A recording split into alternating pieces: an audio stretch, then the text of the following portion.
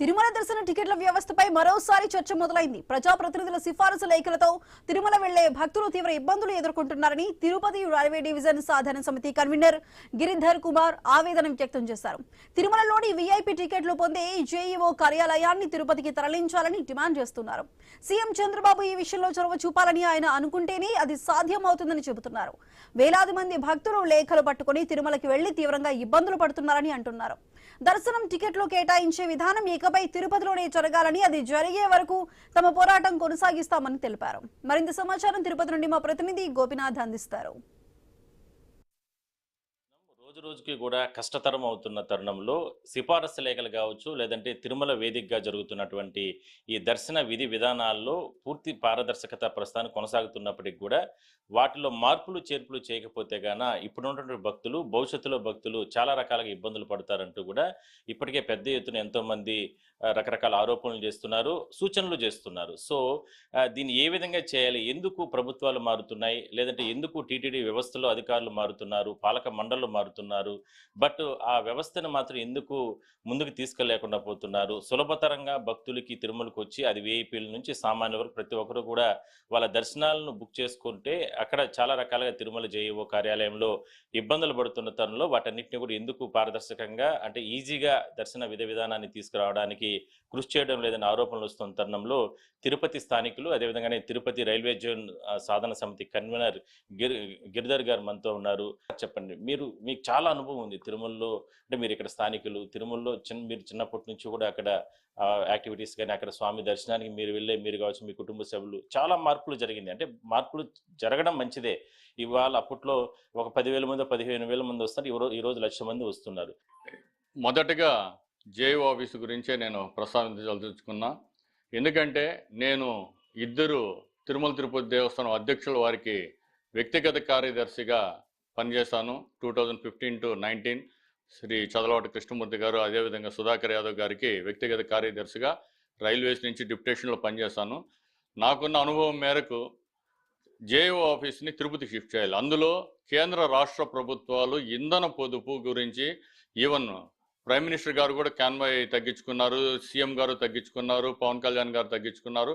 అదేవిధంగా అందరూ ఇంధన పొదుపు పాటిస్తున్నారు. ఈరోజు ప్రపంచం మొత్తం ఇంధనం కొరత. దీనికి మొదటగా ఇంధనం గురించే మాట్లాడాలంటే ఒక సిఫార్సు లెటర్, అంటే మరుసటి రోజు దర్శనానికి ముందు రోజే ప్రతి ఒక్క భక్తుడైతే ఏమి, ఇక్కడ ఉన్న పిఆర్ఓ స్టాఫ్ అయితే ఏమి, ప్రోటోకాల్ స్టాఫ్ అయితే ఏమి, అందరూ కొండ మీదకి ఓన్లీ ఒక లెటర్ సబ్మిషన్ కోసము ఉదయాన్నే వెళ్ళి సాయంత్రం వరకు ఉండాల్సిన పరిస్థితి ఏర్పడుతుంది. సో బయట నుంచి వచ్చిన భక్తులు కూడా ఉదయాన్నే ఏదో వివిధ మార్గాలు గుండా, అంటే ట్రైన్స్ అయితే ఏమి, బస్సుల్లో అయితే ఏమి, వాళ్ళ ఓన్ వెహికల్స్ అయితే కూడా ఉదయాన్నే రీచ్ అయిపోతే అక్కడ 10-10:30కి జేఈఓ ఆఫీస్ ఓపెన్ చేయడం జరుగుతుంది. ఈ సిఫార్సు లెటర్ సబ్మిట్ చేయాల్సి వస్తుంది. అది సబ్మిట్ చేసినాక ఆ స్లిప్ తీసుకెళ్తేనే రూమ్ ఇస్తారు. ఇదన్నీ సిస్టమ్, నో ప్రాబ్లం. బట్ ఈ విధంగా ఈ సిఫార్సు లెటర్ల ద్వారా పోయే వాళ్ళు సుమారుగా 1000 నుంచి 1,500 లెటర్లు ఉంటాయి రోజు. అంటే ఒక 6-7 వేల మంది సంబంధించిన ప్రక్రియ ఇది. సార్, ఇంకొకటి, మీరు ఇద్దరు చైర్మన్ దగ్గర అక్కడ పబ్లిక్ రిలేషన్ ఆఫీసర్గా పనిచేశారు. బట్ అధికారులు, అంటే మీరు అప్పట్లో పనిచేస్తారు, ఇప్పటి వరకు కూడా మీకు అనుభవం అంతా చెప్తున్నారు. ఇప్పుడు కానీ ఎప్పుడు కానీ గతంలో కానీ ఇదే జేఈఓ ఆఫీస్ కార్యాలయాల వద్ద అంటే ఎమ్మెల్యే లెటర్లు ఇచ్చినా, మినిస్టర్ లెటర్లు ఇచ్చినా, లేదంటే ఉదాహరణకు మీ టీటీడీలో పనిచేసే అఫీషియల్స్ ఎవరైనా సరే అక్కడికి పోయినా సరైనటువంటి గౌరవం కూడా ఉండదు. అక్కడ ఉన్న స్టాఫ్ కానీ సిబ్బంది కానీ, అది ఎవరు సూపరింటెండెంట్లు, అంటే ఇప్పుడు సూపరింటెండెంట్లు కాదు, గతంలో ఎవరు అక్కడ పనిచేసే సూపరింటెండెంట్లు కూడా ఎవరైనా సరే, ఎందుకు అంత ఒత్తిడి వాళ్ళ మీద ఒత్తిడి ఉంటుందా, ఇలాంటి వచ్చే వాళ్ళు అంటే వీళ్ళే అక్కడ డిక్టేటర్గా ఎందుకు ఆ రకంగా వ్యవహరిస్తున్నారు? చాలా బాధ అనిపిస్తుంది. చాలా తప్పు, చాలా తప్పు. నువ్వు లెటర్ లేదు, ఎలిజిబిలిటీ లేదు, నిదానంగా చెప్పచ్చు. కానీ ఇసిరి కొట్టడము, వాళ్ళు ఏదో అక్కడ మాదే మొత్తము సంస్థానం అనేది, అదంతా కూడా చాలా తప్పు.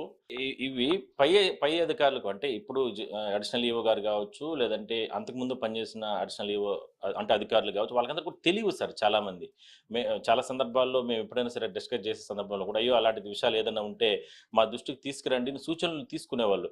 కానీ ఇక్కడ పనిచేసి ఎవరు వచ్చినా, అంటే మీరు అన్నారు కదా పేర్లు వద్దులేండి, ఒకరిద్దరు పేర్లు, అంటే గతంలో కూడా ఎవరు వచ్చినా కూడా ఎందుకు అంత అహంకారంగా, అంత అహంభావంగా ఇక్కడికి వచ్చేది భక్తులు టీటీడీ అధికారులు కానీ పాలకులు కానీ ఎవరైనా సరే భగవంతుని దగ్గర ఇక్కడ భక్తులు వస్తారు, వాళ్ళకి సేవ చేసుకోవాలనే ఉద్దేశంతో అందరూ అవకాశం కల్పిస్తారు. అలాంటిది ఒక సూపరింటెండెంట్ స్థాయి అధికారులు ఎందుకు ఈ రకంగా వ్యవహరిస్తారు? వాళ్ళతోనే అక్కడ పరిమితం చేయకుండా ఉన్నత సిబ్బందిని ఎందుకు అక్కడ పెట్టలేకపోతున్నారు? డిప్యూటీ స్థాయి అధికారి అంటే వాళ్ళకే కంట్రోల్, వీళ్ళ కంట్రోల్ని ఎందుకు ఆ వ్యవస్థను పెట్టేశారు? సో దీని మీద యాక్చువల్గా 3 అంచెల వ్యవస్థ ఉండాలి. ఇప్పుడు ఎక్కడైనా ఏ గవర్నమెంట్ ఆఫీస్ పైన సింగిల్ డెసిషన్తో ఆయన ఈ లేదని ఇసురు కొట్టేసినాడంటే లెటరు, మళ్ళీ జేఓ గారి దగ్గరికి పోవాలి. ఆయన ఒక ఐఏఎస్ స్థాయి అధికారి, వాళ్ళ పనులు ఉంటాయి. ఈ దర్శనం లెటర్ గురించి వాళ్ళని కలిసే సందర్భం కానీ, వాళ్ళకి చాలా షెడ్యూల్స్ ఉంటాయి. తిరుపతిలో ఉంటారా, తిరుమలలో ఉంటారు, ఇంకెక్కడ ఉంటారో తెలియదు, వాళ్ళ నెంబర్లు ఉండవు.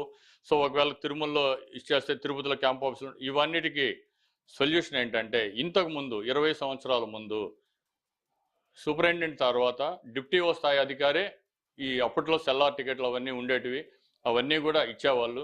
ఇప్పుడు నా ప్రతిపాదన ఏంటంటే, సూపరింటెండెంట్ స్థాయి అధికారితోనే డెసిషన్ కాకుండా ఏది ఇచ్చినా కూడా మళ్ళీ ఒక ఏఈఓని, ఒక డిప్యూటీఓ దర్శనాలకు మాత్రమే, అంటే డిప్యూటీఓ టెంపుల్కే అధికారం యాక్చువల్గా, బట్ డిప్యూటీఓ టెంపుల్ కూడా ఈరోజు దర్శనం కావాలంటే లెటర్ వాళ్ళకి పెట్టాల్సిన వస్తుంది. బట్ ట్విట్టర్లో సీఎం గారికి కూడా, పవన్ కళ్యాణ్ గారికి కూడా పెట్టడం జరిగింది. వాళ్ళు డెఫినెట్గా పరిశీలిస్తారు. ఇది ఎందుకంటే ఇంధన పొదుపండి. సుమారు 1500 వెహికల్ అంటే కొండ మీద 500 ఖర్చు అవుతుంది. అంటే ఎత్తుకోండి 8-9 లక్షలు భక్తుల డబ్బు, ఇది భక్తుల సేవింగ్ అవుతుంది. అదేవిధంగా ఈ లోకల్స్ కూడా చాలామంది పిఆర్ఓ వాళ్ళు ఉంటారు, వాళ్ళు ఆ లెటర్ పెట్టేదానికి పైకి పోవాలి. ప్రోటోకాల్ స్టాఫ్ ఉంటారు, వివిధ డిపార్ట్మెంట్స్కి సంబంధించిన వాళ్ళు, వాళ్ళ అఫీషియల్స్ వాళ్ళు వచ్చినప్పుడు వాళ్ళందరూ కూడా పోవాల్సిన పని లేదు. టోటల్గా వాళ్ళకి మొత్తం ఎక్స్క్లూడ్ చేయాల్సి వస్తుంది ఆ డ్యూటీస్లో నుంచి ఆ డే. అట్లా కాబట్టి ఇటు ఇచ్చినారు అనుకోండి, ఒక పావు గంట పని ఇచ్చేస్తారు, వాళ్ళు డ్యూటీస్ చేస్తారు. ఇవన్నీ మంచి దృష్టితో, దూరదృష్టితో, అవగాహనతో రాష్ట్ర ప్రభుత్వం అయితే ఏమి, టీటీడీ అయితే ఏమి, దాని ఆఫీస్ ఇక్కడికి షిఫ్ట్ చేసి సముచిత నిర్ణయం తీసుకుంటారని ఆశిస్తున్నాను. సో మొత్తం మీద ఎట్టి పరిస్థితుల్లో తిరుమలకి సంబంధించి భవిష్యత్ తరాలు ఇప్పుడు భక్తులు ఇబ్బందులు పడుతున్నారు. భవిష్యత్తులో తరాలకు సంబంధించి వాళ్ళందరూ కూడా భక్తులు ఇక్కడికి వచ్చి ఇబ్బందులు పడకుండా ఉండాలంటే కొన్ని రకాల మార్పులు చేర్పులు ప్రక్షాళన చేయాల్సిన అవసరం ఉంది. ఆ ప్రక్షాళనలో భాగంగానే తిరుమల కేవలం అడ్మినిస్ట్రేషన్ కార్యాలయం, తిరుమలకు సంబంధించి జేఈఓ కార్యాలయాన్ని తిరుపతిలో ఏర్పాటు చేసి దానికి సాకులు చూపకుండా ఇక్కడ ఏర్పాటు చేసి ఇక్కడ పారదర్శకంగా ఆన్లైన్ విధానాన్ని తీసుకురావాలి. తద్వారా భక్తులకు సంబంధించి కావచ్చు, ఇట్లా సిఫారసు లేఖలు అంటే 2 తెలుగు రాష్ట్రాల నుంచే కాకుండా మిగిలిన ప్రాంతాల నుంచి కూడా వస్తూ ఉంటారు కాబట్టి వాళ్ళందరికీ కూడా ఉపయోగకరంగా ఉంటుందంటూ కూడా గిరి గారు చెప్తున్నారు. లేని పక్షంలో రాబోయే రోజుల్లో దీన్ని పెద్ద ఎత్తున ఒక ఉద్యమంగా ముందుకు తీసుకెళ్తామంటూ కూడా విజ్ఞప్తి చేస్తున్నారు, సూచనలు చేస్తున్నారు. వీడియో జర్నలిస్ట్ రాజేష్తో కలిసి గోపీనాథ్, ఐ న్యూస్, తిరుపతి నుంచి.